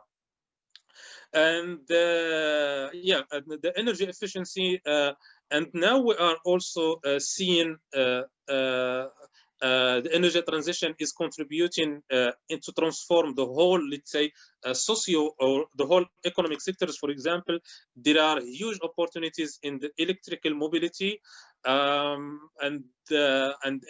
if I give an example, there are 100 or maybe dozens of cities in the Mediterranean, or at least in the South Mediterranean areas, with more than 500,000 inhabitants, and where electrical mass transportation systems are needed, and they could be used, they could be powered by renewable energy projects. So like metro system, tram systems, and if they are combined with competitive green electricity coming from renewable energy projects, they are really feasible and even opportune. So we could develop them.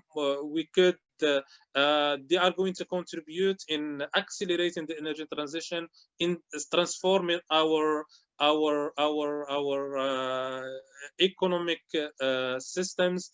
They are going to facilitate and improve the mobility within our cities, reduce pollutions, and create jobs opportunities and other opportunities for our for the Mediterranean citizens and people.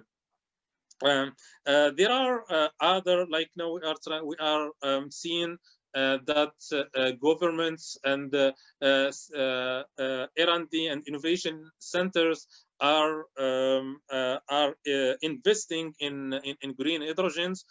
These are also very important, and electrical mobility, e-mobility, sustainable mobility, and green hydrogen requires specialists, requires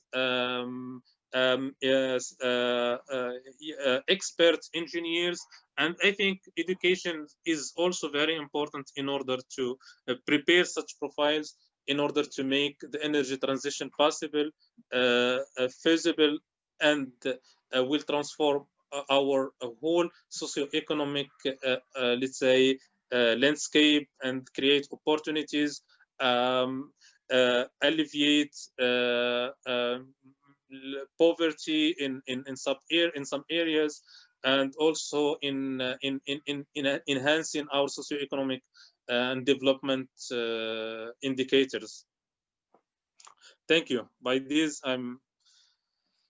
if there are any questions and any feedback, I'm happy to comment and to discuss. Thank you very much for your intervention. I don't see any questions from the audience. I don't know if the panel has any more questions.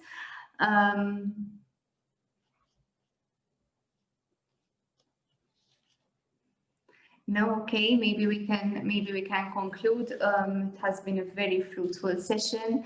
Khadija, if I may interrupt you a bit more. Maybe you can tell us the next upcoming steps of the research before we conclude. It's always a pleasure to interrupt me, Sharon, and to work with you. So yes, exactly. So this has what I presented today has been really the first results. As I said, we will be publishing the regional fact sheet, and we will share it with the audience. And the presentation, I've seen some people also asking about the presentation.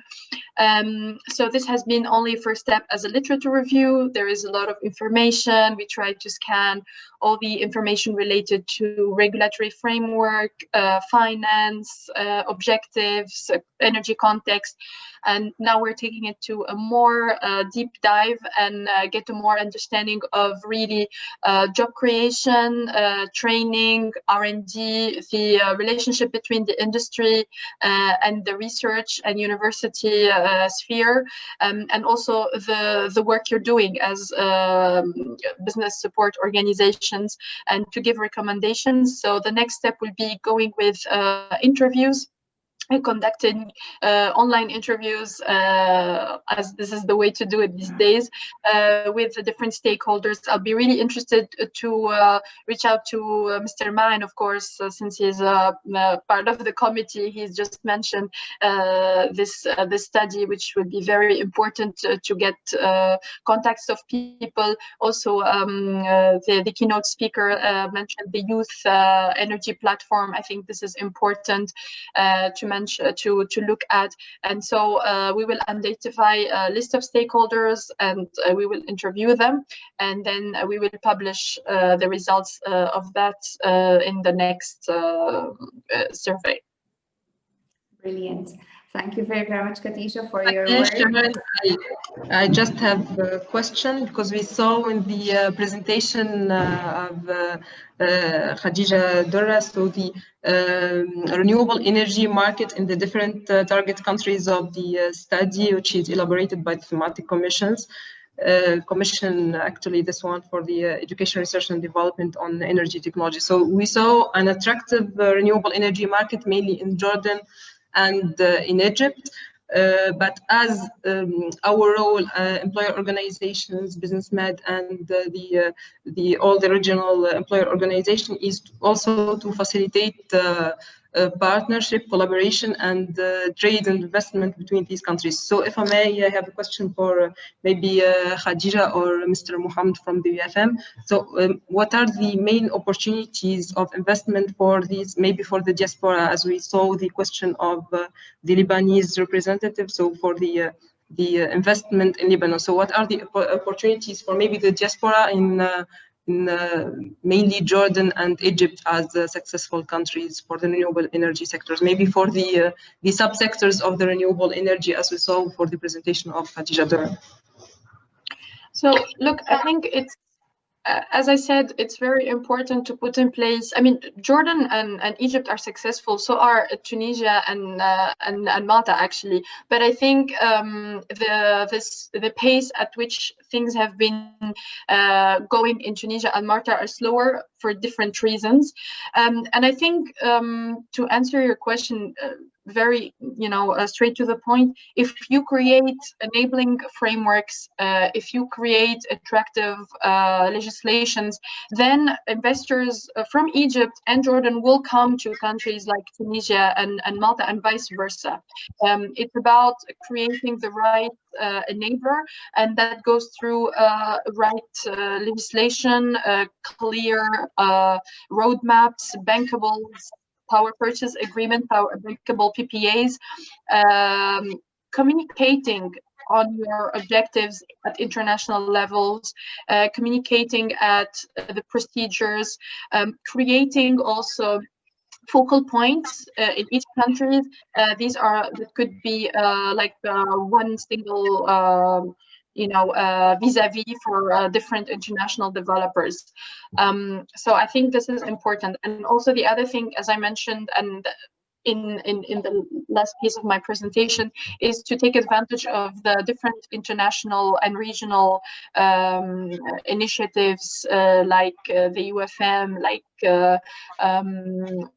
there is also the coming back of the Desert Tech Initiative, industrial initiatives.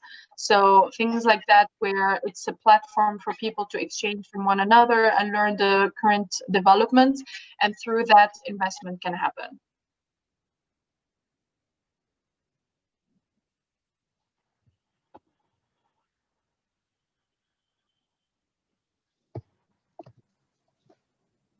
Okay, thank you. Maybe Sharon, if you have other questions to raise or something else. So from my end, I don't think I have any more questions.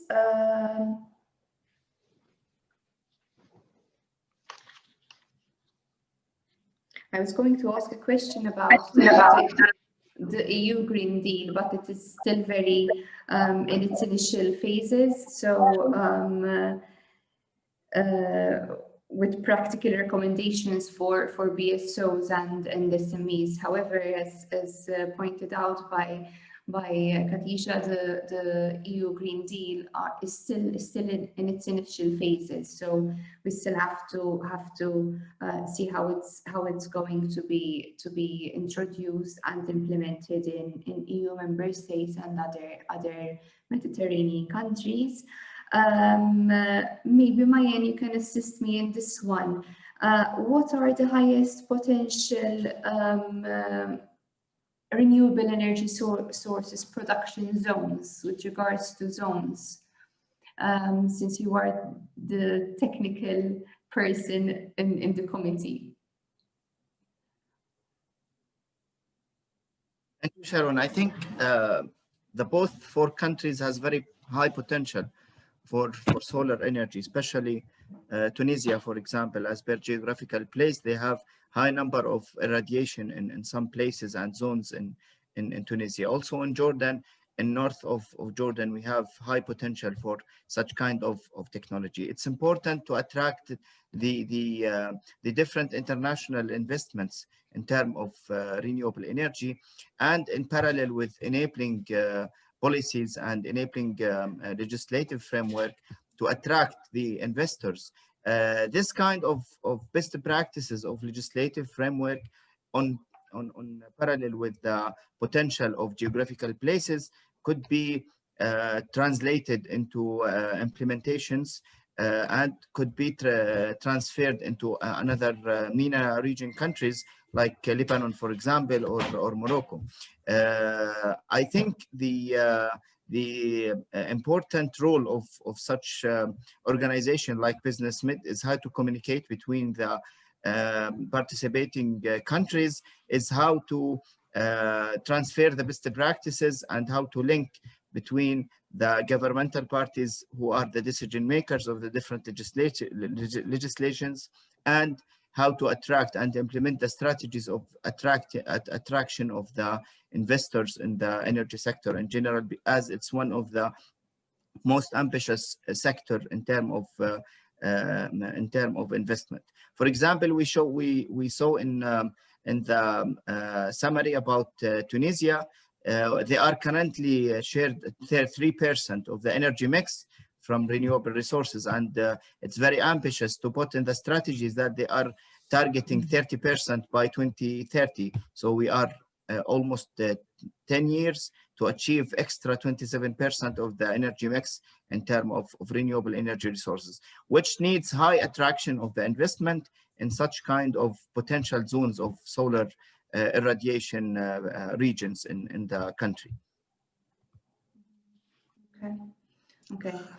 Maybe if I can just add something, I mean, with regards to the potential, I think across the area, the potential is really huge. So, and definitely legal frameworks and I would say not only legal frameworks, because we have seen, like in Morocco, for example, in 2010, they started very ambitious energy transition programs with, like, I think, with $15 billion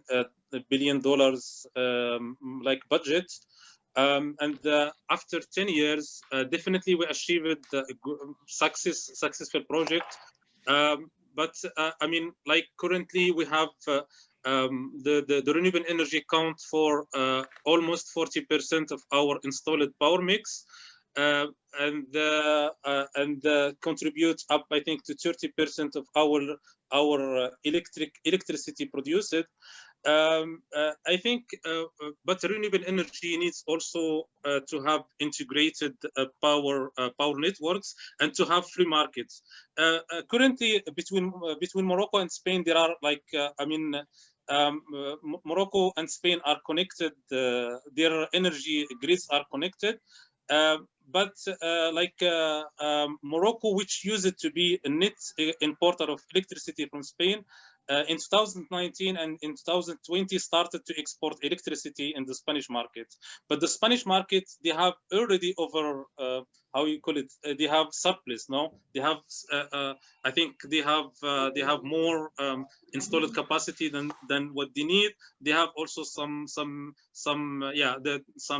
trading issues, at least with regards to electricity with France, and they could not take like import other electricity. So maybe I think there will be more and more needs to harmonize in these energy markets, and definitely we need to prepare our economic system. That's why, for example, shifting to more and more e-mobility. Like, why not, for example, to develop trams everywhere in cities with even like more like what they have in Germany. Even cities with 200,000 inhabitants, they need to have electrical transportation system in order to consume more and more renewable electricity. Yeah, I think, and in Morocco we still have like very other renewable energy projects under implementations, and we need to either we need to switch off the coal power plant, or we need to find more consumer in order to consume such electricity. Another tangible example in Morocco now, electricity from wind is sold to our utility at a cost of 3 euro cents. $3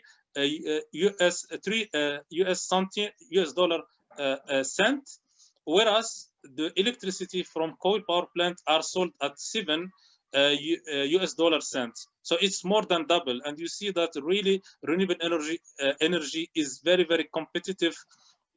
And we need to develop, to transform our industry, our transportation systems, in order to enable more development and more implementation, because the market is also very important. Another aspect is also to help our industry contribute in the implementation of the project. So we need to develop really industrial zones. We need to develop factories. We need to partner with international key players, like in wind turbines or in cells, in PV cells production.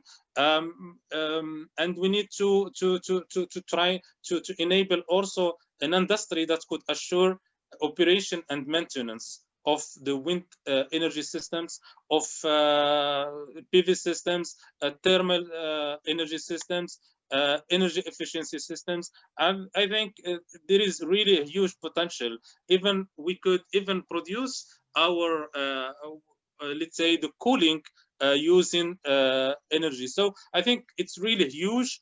But we need to work at multi levels, not only in legal aspect, in financial aspect, in technology. We need to have a holistic approach that could enable more deployment of renewable energy and energy efficiency technologies. Thank you, Doctor. I think from your speech, you have raised very important issues and at least more complex issues, because if you want to talk about energy transition, I think it would have a very crucial rules in terms of energy market. For example, also in Jordan, we have our round installed capacity around 15% over the actual demand of the electricity demand. For that, now we have a cooperation with our neighbor countries like Saudi Arabia and Iraq for grid connection and exporting the excess of energy generated from renewable resources or conventional resources, which is very important issues. On the other hand, in terms of economy of generation, for renewable energy, it's totally attractive in terms of cost of generation, but still they have other issues like risk and sustainability and the impact of climate change on the future demand of the actual generation from wind or from solar. I totally agree with you that we have to look at the issue in the comprehensive way, taking in consideration different actors like legislation, like financial available schemes, like the role of private sector. I would raise also a very important point, as it's totally related to the objective of the study, the role of technology, R&D, and the graduated skills from the academia and training centers. Because for sure, if in any country, if we have a skilled people, a skilled technicians, and skilled engineers, the sector of energy as an overall sector would be developed more. If you have local engineers and local technicians.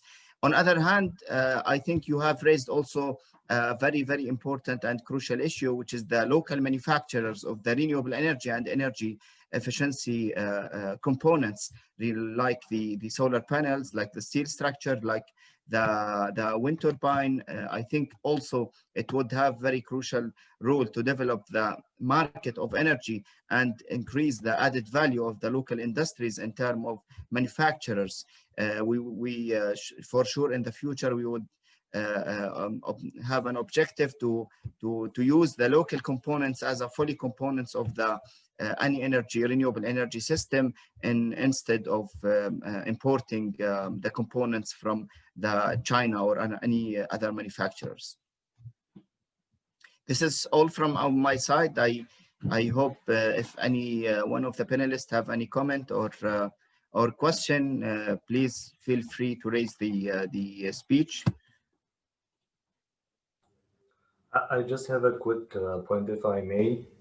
Just as regards the role of the Union for the Mediterranean, once more, and in view of what was raised and what was raised by Nadine and Diana before, and what was mentioned by my colleagues here, Main and Mustafa, about the holistic approach and what was said about the private sector, I wanted to refer to a project in Jordan. It's a Tafila project. I think this is a wind farm project producing electricity in Jordan. And this project is also labeled by the Union for the Mediterranean. So again, we are not funding, but at the same time, we are providing a very special opportunity, if I might say, that we label and encourage such projects. And at the same time, we are working as a platform that gathers Union from the Mediterranean, Euro-Mediterranean region, in order to, let's say, exchange ideas, in order to see how to remove the obstacles, let's say facing the private sector, let's say facing the local authorities. And this is what we are gonna do, I think, in the upcoming ministerial meeting on energy. Of course, we are still working on the draft. I cannot say what will be on it. It's yet to be issued, but of course, it's a big opportunity that all these countries, all these stakeholders come together to see how they can proceed with new ideas, new technologies to achieve more progress in the energy sector in the region. That's it from myself. Thank you, Dr. Mohammed. On the other hand, also let me raise a positive experience from Jordan Chamber of Industry in terms of networking, because nowadays we are implementing a logistic and strategic project with the cooperation and supporting from our German friends in GIZ. We have established energy efficiency networks, the concept of knowledge transfer and best practices transfer between the industries in terms of energy efficiency and renewable energy. And we are already established 2 energy efficiency networks to transfer the best practices and the previous experience from different industries. We can duplicate the idea, the concept of the networking as establishment of networks. So I can suggest to establish an energy network between the countries of the participating in BUSINESSMED, and to nominate like a focal point from each participant country in BUSINESSMED, and try to have a step forward for best practices transfer between the countries. For that, we can knowledge from each other and try to implement the best ideas in each country and have a benefits from the different experiences in different countries. I agree with you all. I think it's really evident that cooperation is the key here to ensure a secure, a sustainable and competitive energy supply. You know, that's the priority. And is the key to underpin stability and prosperity across the region, the Mediterranean region. If you don't have any more questions or discussions that you would like to raise, I would like to thank you all for participating in this webinar. A lot of topics have been important points have been raised and discussed.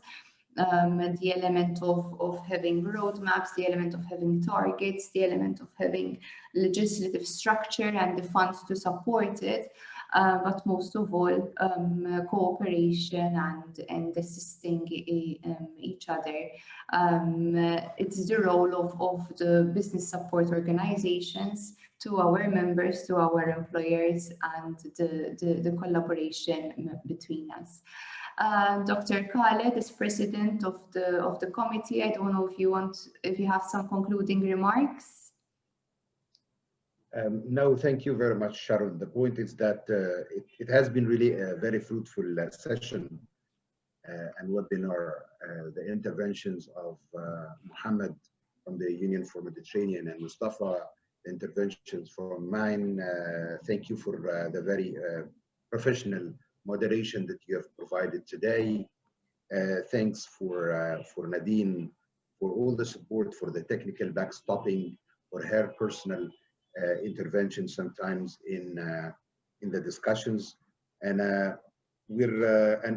definitely thanks for our expert Khadija for the very good deliverable that she has presented today, the fact sheet and the other documents. So this is the starting point. We're looking forward to the remaining deliverables based on our TUR.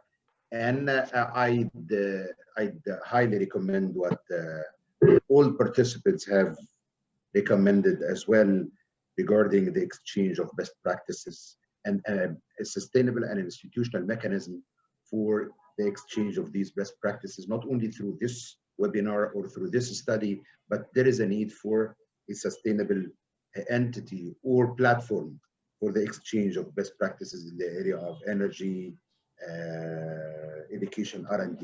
Thank you very much. Thank you very much. May I remind you that the fact sheet and the periodical survey will be published, and the presentation delivered by Khadija will also be disseminated by BUSINESSMED. Thank you very much and have a good day.